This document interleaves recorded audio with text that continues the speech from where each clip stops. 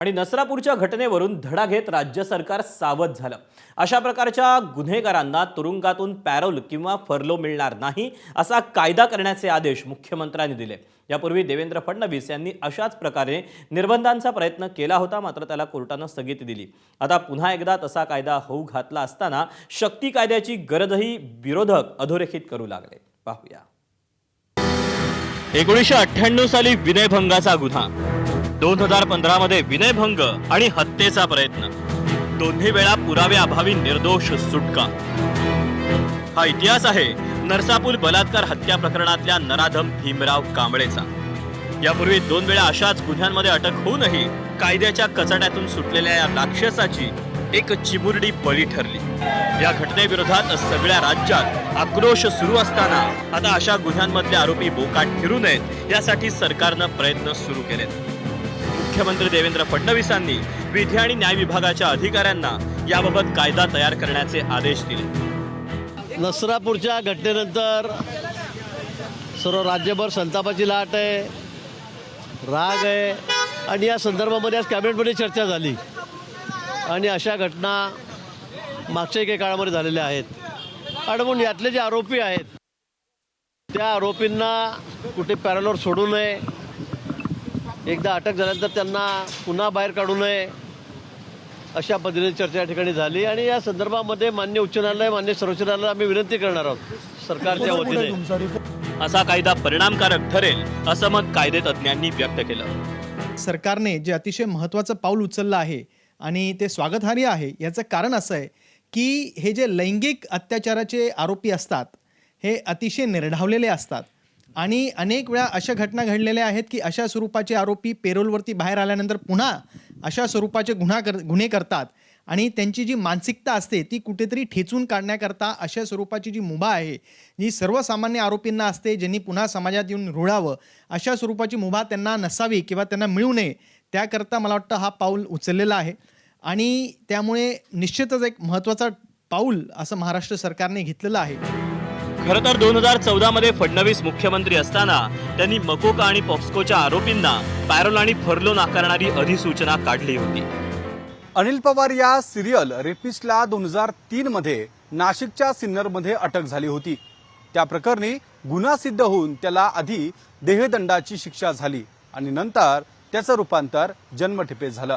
14 दिवसांची फर्लो मिळवून तो बाहेर पडला आणि फरार झाला। 2011 साली शिर्डीत एका 13 वर्षाच्या मुलीवर त्याने बलात्कार केला आणि तिची हत्या केली। या प्रकरणी अनिल पवारला पुन्हा अटक झाली। या घटनेमुळे जागं झालेल्या सरकारनं मकोका आणि पॉस्को कायद्याअंतर्गत अटक झालेल्यांना पॅरोल आणि फर्लो नाकारण्याची अधिसूचना काढली होती। मात्र अशा पद्धतीनं पॅरोलवर ब्लँकेट बॅन करता येणार नसल्याचं सांगत मुंबई हायकोर्टानं ही अधिसूचना रद्द केली। हा निकाल देताना कोर्टानं काही महत्त्वाची निरीक्षणं नोंदवली होती। प्रत्येक कायद्याची परिस्थिती वेगळी असते, त्याचं जेलमधलं वर्तन, त्याच्यात झालेली सुधारणा आणि त्याला सोडल्यास असलेली जोखीम यात फरक असतो।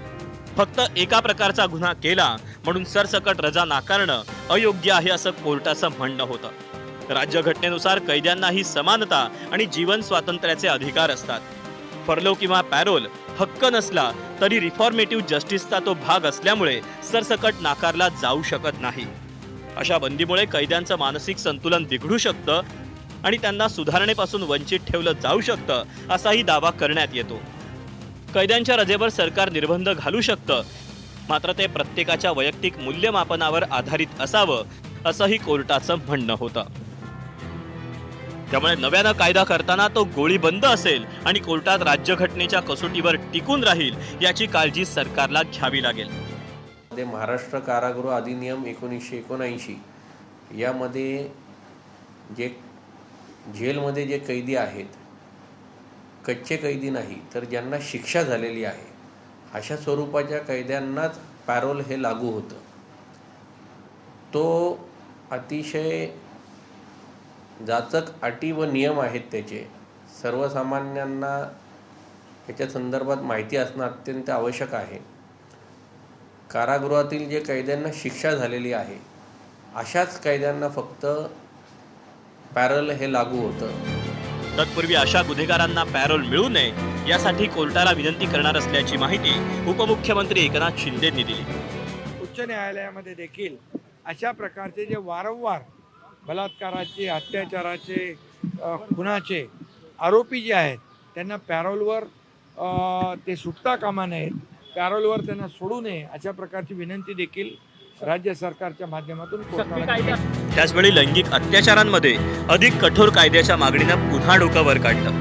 तर ठाकरेंनी आणलेल्या शक्ती कायद्याचं काय झालं असा सवाल आता विरोधी पक्ष विचारतायत. आदरणीय उद्धवजी ठाकरे साहेब मुख्यमंत्री असताना या संदर्भातला कायदा केला होता आणि त्या कायद्यामध्ये महिलांना इतकं जबरदस्त संरक्षण दिलं होतं की असा अत्याचार झाला तर त्याला थेट फाशीची शिक्षा दिली होती. काय केलं?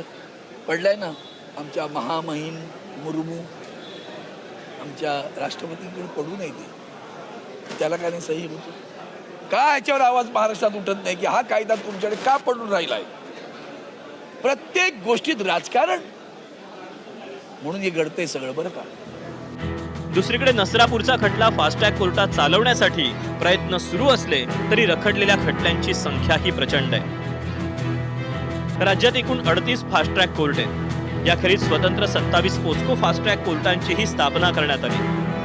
मात्र या कोर्टांमध्येही 35,000 खटले प्रलंबित आहेत. मात्र चार्जशीट उशिरा दाखल होणं, भक्कम पुराव्यांअभावी खटला लांबतो, कोर्टात सातत्यानं अनुपस्थित राहणं, न्यायाधीश आणि सरकारी वकिलांची संख्या कमी असल्याचाही विपरीत परिणाम होतो.